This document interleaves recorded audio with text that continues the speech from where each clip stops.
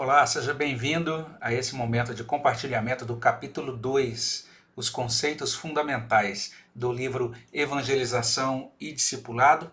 Esse é um livro lançado pela editora Cultura Cristã em 2020, está em formato e-book, disponível nas lojas Amazon, Google e também na loja Apple. Convido você a conhecer esse trabalho.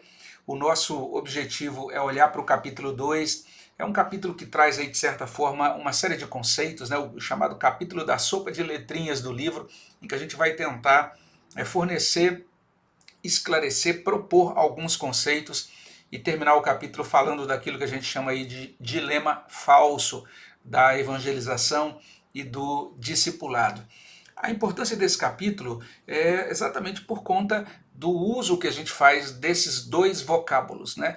Evangelização e discipulado. Mesmo cristãos que abraçam as mesmas doutrinas fundamentais, quando conversam uns com os outros sobre evangelização e discipulado, podem ter ideias bem diferentes acerca do significado dessas palavras. Alguns vão entender evangelização de determinada forma, como algo eminentemente falado, outros vão entender evangelização como performance musical, como performance coreográfica ou até mesmo teatral.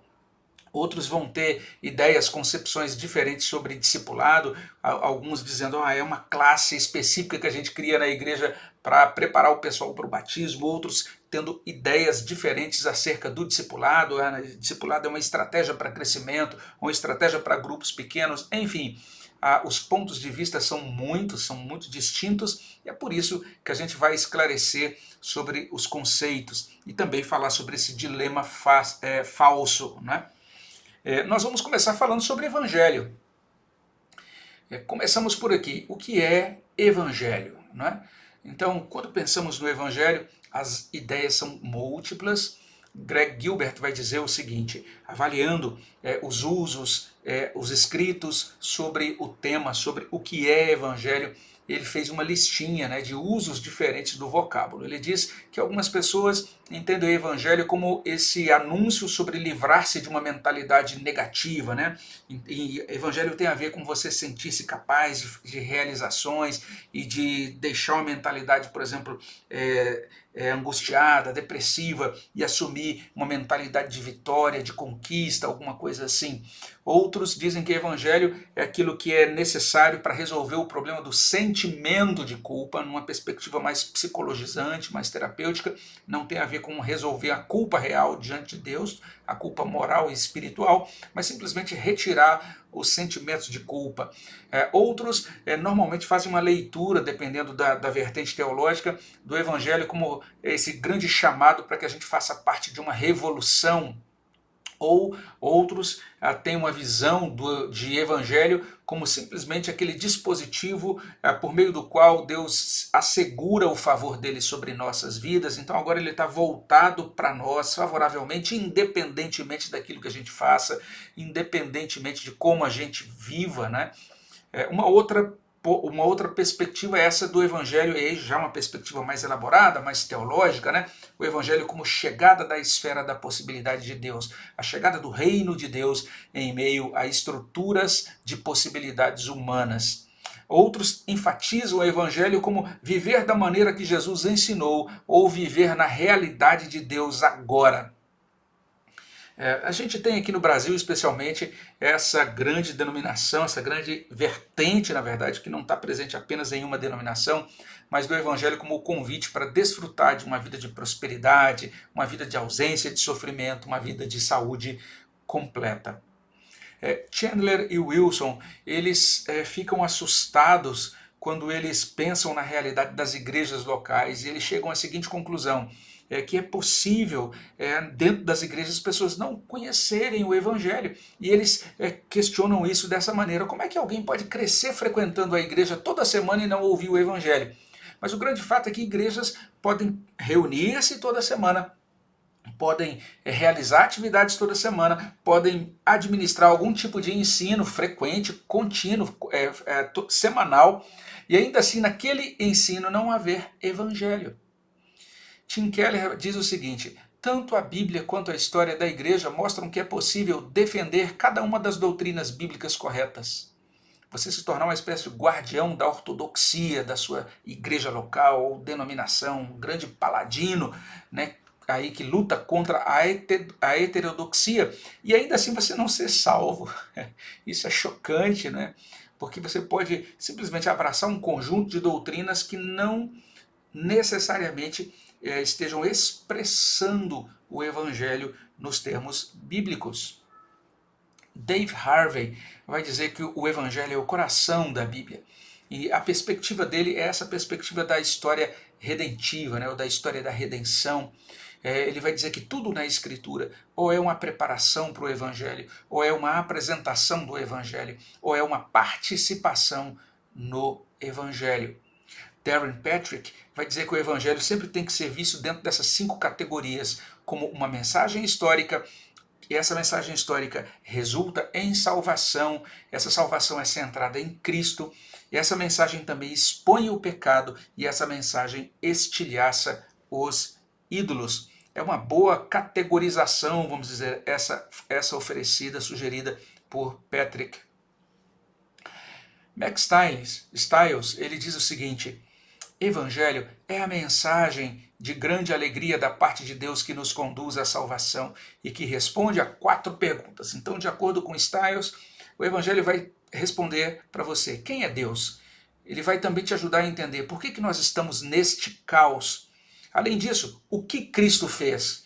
E por último, como é que nós podemos voltar para Deus? Essas perguntas serão respondidas pelo Evangelho. J.I. Packer, de forma aí, tipicamente elaborada, como ele sempre faz, com muita competência teológica, ele vai expor a situação nesses termos. Ele diz: Deus salva pecadores. Essa é a maneira como ele resume o Evangelho. E aí depois, logicamente, ele vai desenvolver isso, né? O Pai elegendo, o Filho realizando a vontade do Pai por meio da redenção, o Espírito executando o propósito do Pai e do Filho por meio da regeneração. Salva do começo ao fim, faz tudo o que significa levar o homem da morte no pecado para a vida na glória. Planeja, conquista e comunica a redenção, chama e guarda, justifica, santifica, glorifica. Pecadores, os homens como são encontrados por Deus, culpados, vis, desamparados, impotentes, incapazes de levantar um dedo para fazer a vontade de Deus ou para melhorar sua condição espiritual. Deus salva pecadores. Deus vai ao encontro, ele alcança pessoas que, se não fosse por essa iniciativa de Deus, por essa intervenção de Deus, continuariam perdidas. Os documentos de Dordrecht, né, ou os chamados cânones de Dort, eles colocam isso de maneira bem interessante. E chama a minha atenção esse documento. Por quê? Porque foi um documento que é muito citado hoje, né, até nos debates contemporâneos de teologia, e ele começa no artigo 1 declarando a chamada doutrina da depravação total do homem. Ele diz: toda a humanidade é condenável perante Deus. Todos os homens pecaram em Adão, todos os homens estão debaixo da maldição de Deus e são condenados à morte eterna. Por isso, ninguém teria sido injustiçado se Deus tivesse resolvido deixar toda a raça humana no pecado e na maldição. Ou seja, se Deus não quisesse salvar ninguém, ele ainda seria um Deus justo, não estaria sendo injusto com ninguém. E esse artigo 1º termina citando Romanos 3, 19, 23 e 6, 23, ou seja, que se cale toda a boca, todo mundo seja culpável perante Deus, pois todos pecaram e carecem da glória de Deus, e o salário do pecado é a morte. Então olha só o primeiro pilar dos cânones de Dort, depravação total. Mas observe o segundo artigo, ele diz, o segundo artigo trata do envio do Filho de Deus. Mas nisto se manifestou o amor de Deus em nós, em haver Deus enviado o seu Filho unigênito ao mundo. 1 João 4,9. E, logicamente, em seguida, ele menciona João 3,16. Para que todo o que nele crê não pereça, mas tenha a vida eterna. Então começa dizendo, olha para a situação humana, depravação total. Olha agora para o grande amor de Deus. Ele enviou o seu Filho para a nossa redenção. Mas olha o artigo 3 dos cânones de Dort, a pregação do Evangelho. E ele prossegue dizendo, para que os homens sejam conduzidos à fé, Deus envia em sua misericórdia mensageiros dessa alegre boa nova para quem e quando ele quer.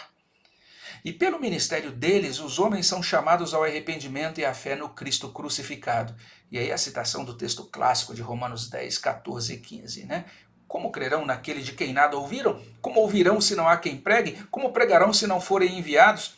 O que chama a atenção nesse documento, veja só, são os cânones de Dort, que tiveram todo aquele cuidado, e aquele debate foi muito intenso, né, no século XVII, mas perceba que aquilo que está por detrás dessa redação dos documentos dos cânones de Dort é o seguinte: esses documentos não estão dizendo, olha, fiquem brigando por conta da doutrina que estamos propondo aqui e o nosso foco é na doutrina. Não é apenas isso que está acontecendo lá, tem algo muito superior a isso, algo muito mais importante do que isso. Eles estão dizendo, Deus salva o pecador que não pode se salvar. E ele salva por meio do seu filho. E ele agora comunica a bênção do seu filho por meio de mensageiros, pelo ministério dos agentes de evangelização e de discipulado na história. Esses agora precisam pregar, precisam anunciar, precisam espalhar essa boa notícia. Essa realmente é a ênfase do Novo Testamento. O Novo Testamento vai ter o verbo evangelizar, vai ter esses substantivos, né, evangelho e também evangelista, todos eles derivam de mensageiro, de angelos. Então, e também de angelo, anunciar. Então, angelos ou mensageiro é aquele que traz uma mensagem de vitória ou qualquer outras notícias ou quaisquer outras notícias políticas ou pessoais que causam alegria. Então Becker, ele nesse conceito vai mostrar como que esse termo era usado no grego clássico. Ele vai dizer que no período helenístico a palavra também pode significar alguém que anuncia oráculos, ou seja, que traz uma mensagem alegre que é recebida espiritualmente. E o verbo pode querer dizer falar como mensageiro da alegria. Olha que coisa interessante. Pensando na tradução que foi realizada por aquele grupo de eruditos judeus, eles fizeram uma tradução do Antigo Testamento inteiro para a língua grega, eles vão usar esse termo, né, de proclamação de boas novas, o mesmo termo que a gente encontra no Novo Testamento, e eles vão literalmente dizer isso, que esse termo é usado para anunciar essa boa notícia de algo que aconteceu para resgatar e libertar o povo de um perigo. É dessa maneira que isso vai ser usado nos textos do Antigo Testamento pela Septuaginta. A boa notícia, quando a gente pensa nisso aplicado no Novo Testamento, é que nós fomos resgatados ou somos salvos da ira de Deus e agora a gente pode desfrutar de um relacionamento restaurado com Ele por meio de Jesus Cristo. Becker vai dizer que o problema fundamental da humanidade não é que a gente precise ser salvo, por exemplo, das nossas dívidas ou das nossas doenças, né? Ainda que o Evangelho muitas vezes nos dê uma nova condução de vida que vai nos ajudar a ser mais equilibrados na gestão financeira, ou então Deus pode graciosamente nos curar milagrosamente, poderosamente, ou Deus pode restaurar nosso casamento. Tem uma série de bênçãos que são trazidas a nós, a gente experimenta muita bênção de Deus quando a gente crê no Evangelho, mas o nosso problema fundamental, que é resolvido no Evangelho, é o seguinte: Deus deixa de estar irado conosco, Ele deixa de tratar-nos agora como perdidos, Ele nos absolve no seu tribunal, nos declara justos por causa de Jesus Cristo, vem habitar dentro de nós, se torna o nosso Pai Celestial, Jesus Cristo se torna o nosso irmão primogênito. A nossa relação com Deus agora é uma relação em que nós caminhamos na dependência e no poder do Espírito Santo, por meio de Jesus Cristo e para a glória de Deus o Pai. O Evangelho realiza isso, isso é realmente singular e muito maravilhoso. Becker esclarece ainda que o uso que o Novo Testamento faz desse vocábulo grego tem a ver com notícias jubilosas. Então daí a ideia de boas novas. Ele ainda está mencionando como a Septuaginta faz uso do termo evangelho. Então ali naqueles textos, especialmente Isaías 40 a 66, você vai ver que ali a gente encontra os chamados cânticos do servo, que são muito importantes para a teologia de missões e para a gente entender o ministério de salvação de Cristo aos gentios, não é?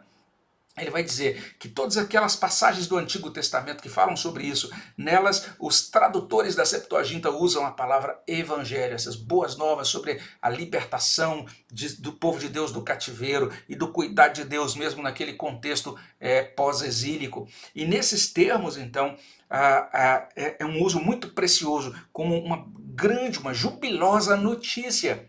E agora, quando pensamos no Novo Testamento, a mensagem de Jesus, agora, essa mensagem, ele morreu, ele ressuscitou. Essa mensagem começa uma nova fase do Evangelho. E agora, nessa mensagem, o pregador, que é Cristo, que Cristo começa já o Evangelho pregando, você encontra isso lá em Marcos 1, né? Logo no iníciozinho, capítulo 1, Jesus começa o seu ministério pregando.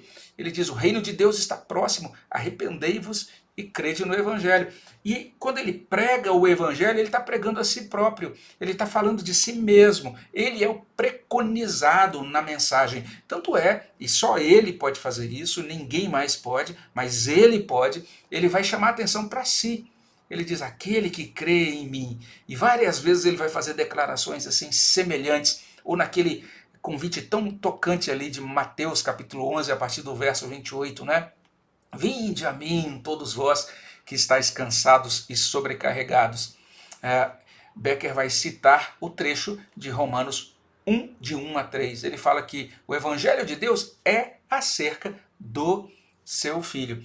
Se nós pensamos que pregamos o Evangelho, mas estamos anunciando outra coisa que não seja o próprio Cristo, então o Evangelho não foi pregado ainda. E o que ele está dizendo aí é que nessa obra redentora de Cristo, Deus cumpre a sua antiga promessa de abençoar todas as nações. Outra coisa que chama a atenção quando nós pensamos no conceito de evangelho é que evangelho então tem a ver com um conteúdo bíblico. O Dr.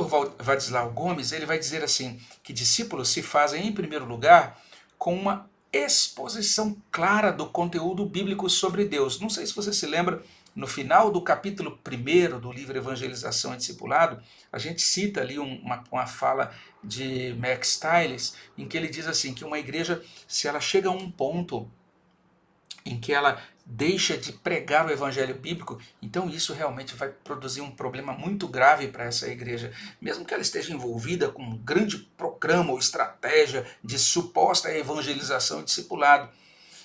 Tem que ser explicado o conteúdo bíblico. O Dr. Vadislau diz, o evangelho tem um conteúdo bíblico sobre Deus, sobre o homem, sobre o pecado, sobre Cristo, sobre redenção. Ele diz que a gente não precisa fazer uma exposição exaustiva, mas para que haja evangelização tem que haver uma exposição substancial desses tópicos, das verdades acerca desses temas. Então o evangelho possui um conteúdo definido. E John Piper prossegue ainda insistindo, ele vai um pouquinho mais longe, ele diz, olha, o evangelho em primeiro lugar é boas novas, mas a gente precisa entender que essas boas novas constituem doutrina. E para ele, doutrina significa ensino, explicação, esclarecimento. Ele diz, a doutrina é parte do evangelho, porque as novas não podem ser apenas declaradas pelos lábios de um arauto, elas têm que ser entendidas nas mentes daqueles que ouvem. E ele diz, se o arauto diz, com esta mensagem, a anistia é proclamada pela sua misericórdia de vosso soberano, então surgem perguntas, o que significa anistia? E além disso, que preço foi pago? E por que a gente precisava de anistia? De que modo a gente tinha desonrado o rei, não é? Então Piper diz, quando o evangelho é proclamado, ele tem que ser explicado. Ou seja, um evangelista é um discipulador. Não tem como você separar, distinguir ou colocar em compartimentos estanques a evangelização e o discipulado. Weber vai dizer que para a evangelização ser bíblica, ela precisa cumprir alguns pré-requisitos, ela precisa contemplar algumas coisas. Ele diz, deve ter conteúdo e transmitir informações a respeito da verdadeira natureza das coisas espirituais, deve tratar da natureza do pecado e da triste situação do pecador, como diz Paulo em Romanos 3, deve ressaltar o amor de Deus e a sua disposição de reconciliar-se com os perdidos, como diz João 3 ou 2 Coríntios 5. Além disso, deve incluir uma clara declaração no tocante à centralidade de Jesus no plano divino de redenção, ou seja, a gente tem que enfatizar isso, sublinhar isso. Deus estava reconciliando o mundo consigo em Cristo. Cristo morreu e ele ressuscitou dentre os mortos, segundo as Escrituras, pelos nossos pecados. Além disso, a palavra evangelística deve incluir a promessa de perdão dos pecados e do dom regenerador do Espírito Santo a todo aquele que se arrepender dos seus pecados e puser sua confiança em Cristo. Ou seja, tem que ter essa ênfase na fé depositada unicamente na pessoa e na obra de Cristo. A mensagem evangelística vai basear-se na palavra de Deus.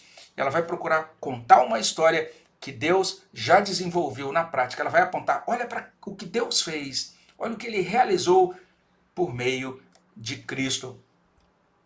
John Piper também dá a sua contribuição para que a gente possa chegar cada vez mais próximo desse significado bíblico do vocábulo evangelho.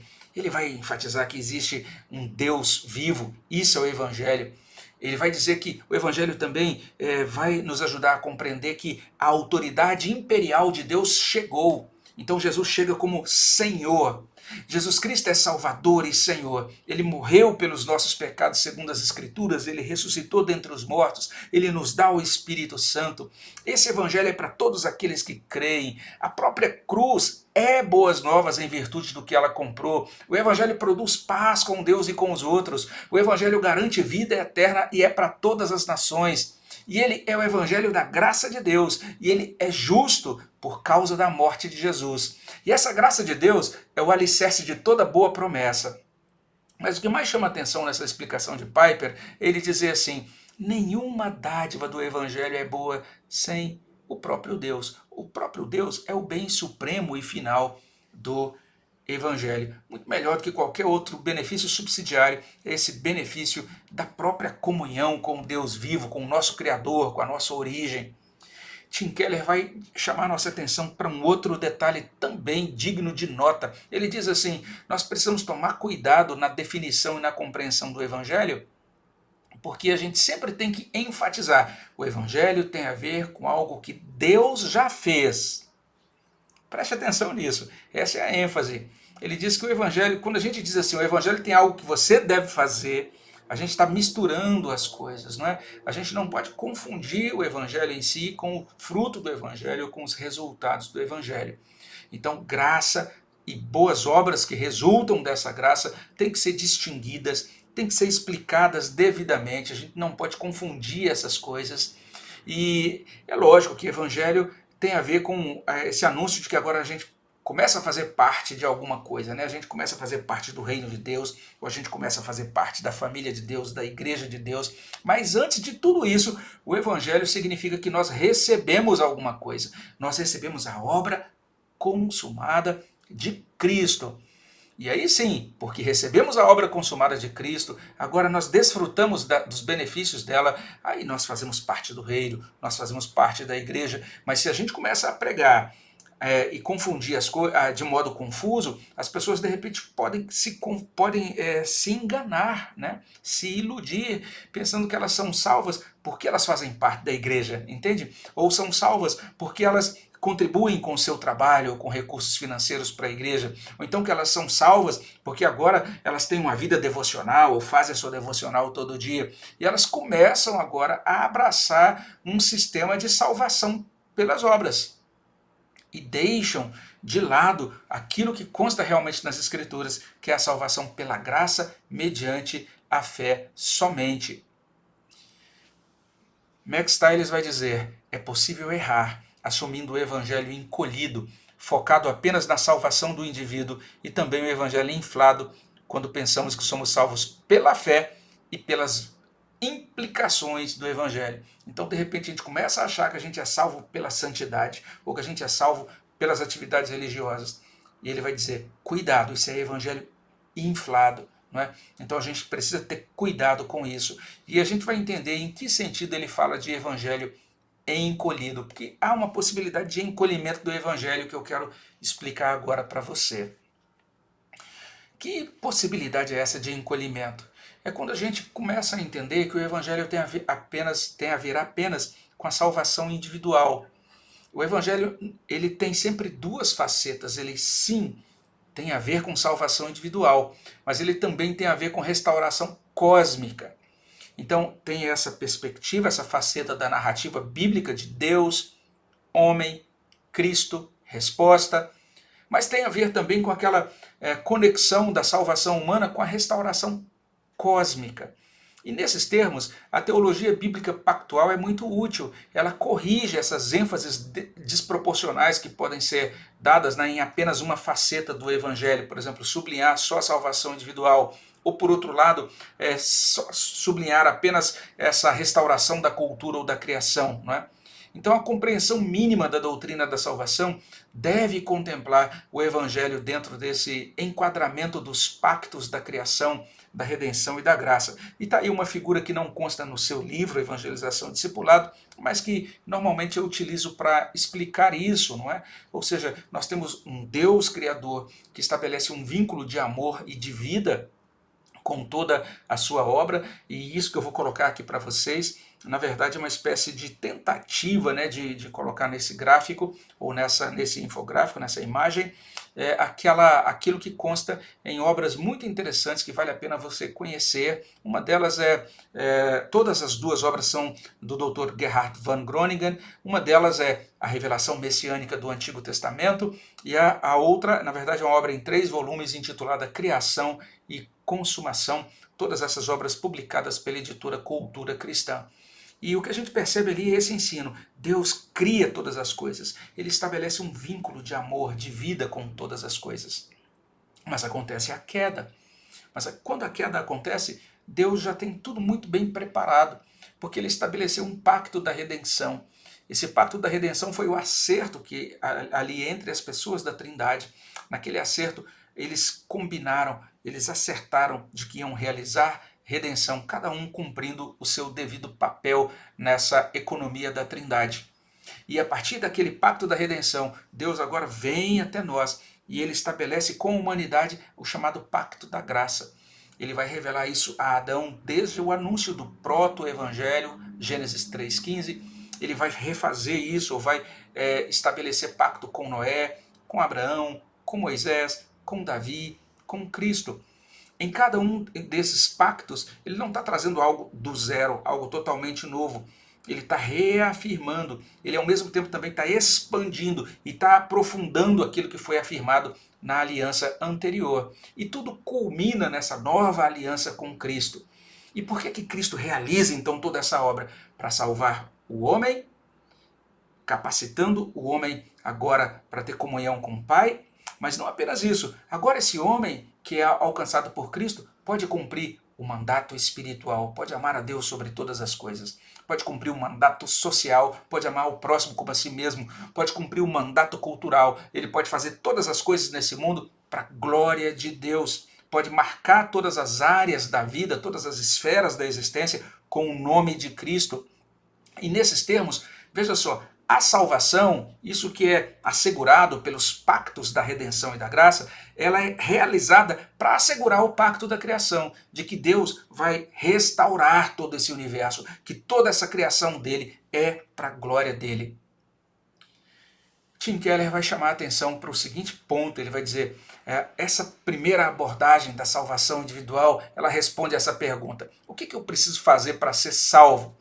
Mas a segunda abordagem responde uma outra pergunta. Existe esperança para o mundo num tempo tão complicado, tão estranho como o que nós vivemos? Será que existe mesmo esperança para esta terra? O Evangelho, ele traz respostas a estas perguntas. Tim Keller vai dizer, o Evangelho sempre vai ter que seguir esse roteiro, que ele chama de roteiro conversacional. Ele tem que falar sobre Deus e a criação, como se fosse um primeiro capítulo aí, né, de um episódio de série ou de uma narrativa que a gente oferece na apresentação do Evangelho. Ele vai ter que tratar de queda e pecado nesse segundo capítulo. Ele vai ter que apresentar Jesus Cristo e ele vai ter que chamar, fazer esse convite à fé.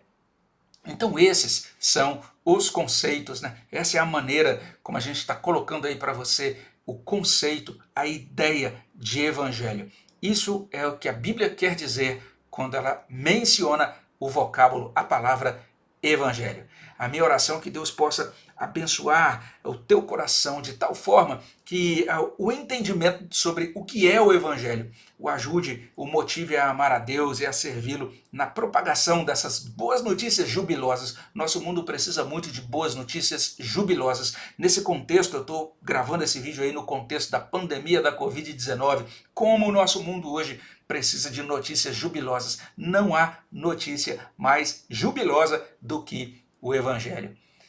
No próximo vídeo, a gente vai falar sobre evangelização. Se já entendemos o Evangelho, o que é evangelização? Eu te vejo no próximo vídeo. Até lá, fique na graça e na paz do nosso Senhor.